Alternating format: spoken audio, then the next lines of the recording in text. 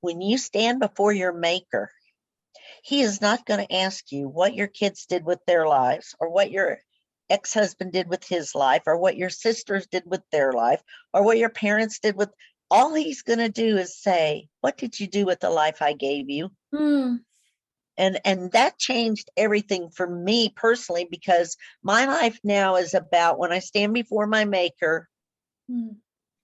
I don't want to tell him I spent 25 years worrying about whether Larry was going to have another affair, and I had 25 years worrying about whether my daughter was still drinking, and I spent 40 years, being mad at the woman that Larry had the affair with, and and you start naming any and everything you worry and think about and that you're upset about. And look for the joy. This is the time where it doesn't matter what other people are saying or doing. It's what you're doing and what you're saying. And get involved in church, find some volunteer work, go have fun with your friends. He's always saying, we're going to go eat dinner and, all this kind of stuff. And I go, find the joy, whatever gives you joy. God knows you've already had enough pain in your life. God knows I've had enough pain in my life. I'm not out looking for more. And most of the people I see who are in horrible angst and pain, it's self-inflicted, because you get to have a choice about how you're going to respond to what happens to you in this life.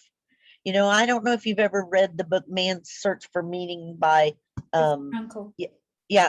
Viktor Frankl. But I mean, if you have an attitude of gratitude, that I know you've heard that thing, but I swear to you, if you have the attitude of gratitude, and I don't go around wearing the bracelet, what would Jesus do? But I go, would Jesus be stressed out over a refrigerator? He was about bigger things. And I should be. If my faith is important, I should be about bigger things. But my job is to live a good life. And by that, I don't mean for me, but so that when I do hopefully stand in front of my maker and he says, okay, Myra, what did you do with your life? I'm not going to sit around and be whining about all the stuff that, the bad stuff that happened, because all along with all that bad stuff, there have been wonderful things that have happened to me. If I hadn't gotten divorced from Larry, there are friendships that are so rich in my life that I would have never had. I don't know, sometimes when God and I are talking, I go, this is not the life that I picture. I thought I'd have like kids and grandkids and, a husband, and I'd worry about us getting old together and his bunions and all that kind of stuff. And, here I am, an old lady living with dogs and cats in a house out in the country. It's just where I want to be. And, I don't know. Maybe I wouldn't have been a very good grandmother, but it's a wonderful life.